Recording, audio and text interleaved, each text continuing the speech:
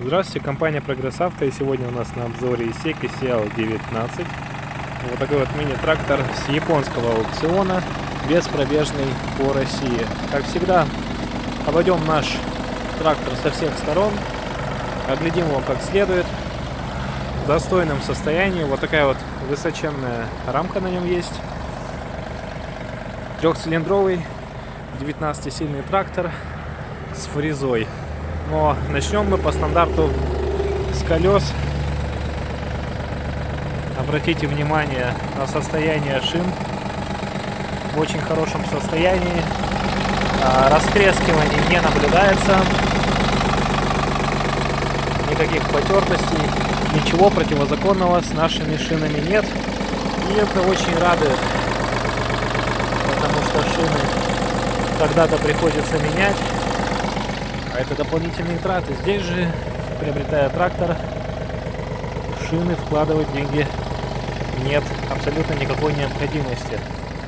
Данный трактор оборудован фрезой 140 сантиметров, которая крепится у нас на трехточечном навесном устройстве. Вот, можно увидеть, а значит, что если нам необходимо, то фрезу можно заменить на любую другую навеску, будь то плуг, будь то картофелекопалка, все что угодно. В принципе, и по мощности он достаточно мощный, потянет какую-то другую навеску, и по креплению. Что касается ножей, ножи имеют износ процентов 50, но еще походят.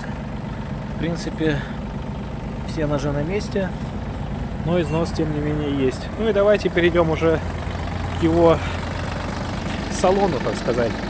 Здесь у нас управление фрезой, это заглубление и опускание, поднимание фрезы. Давайте сразу проверим, что наша гидравлика в порядке.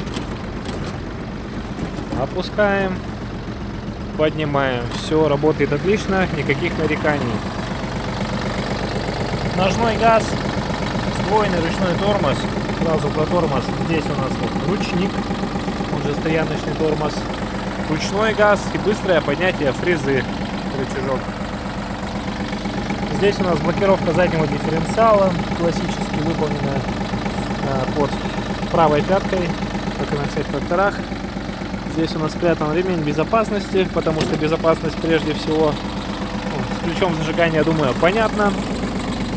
В общем, ничего сложного в этом тракторе нет. Слева, как всегда, сцепление.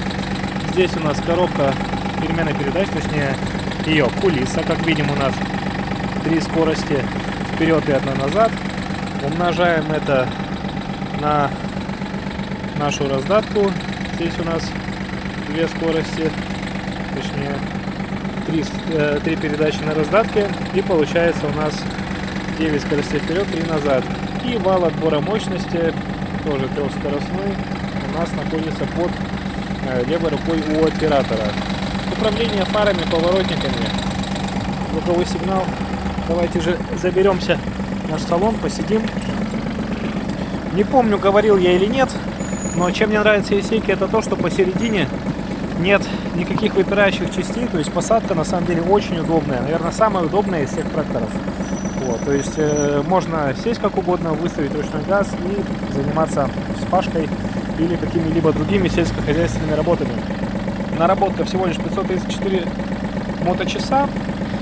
Двигатель работает ровно, как и положено. Никаких посторонних звуков мы не слышим. Видите, загорается и тухнет. Что же это значит? Если у нас фреза в верхнем положении, об этом у нас показывает вот эта вот лампочка. Приопускаем фрезу, лампочки наши гаснут. Так, ну, вроде по салону все.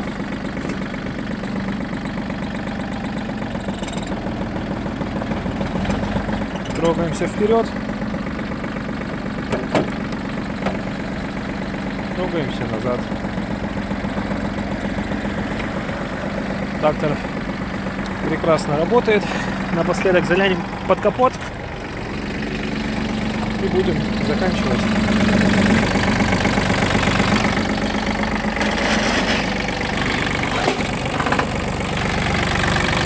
обратите внимание, что на двигателе нет никаких подтеков. Как я уже говорил, работает ровно, нигде ничего не бежит.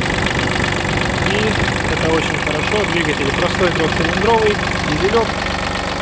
Это мы видим по подкапотному пространству. У нас есть ТНВД, фильтр, генератор, двигатель, аккумулятор, радиатор. В принципе, и все. Так как мы знаем, чем проще техника, тем она надежнее. А учитывая японское качество, могу сказать с уверенностью, что этот трактор послужит вам очень и очень долго. Это был Сиал 19, компания Прогресс Авто. Всем всего самого хорошего, не болейте, пока.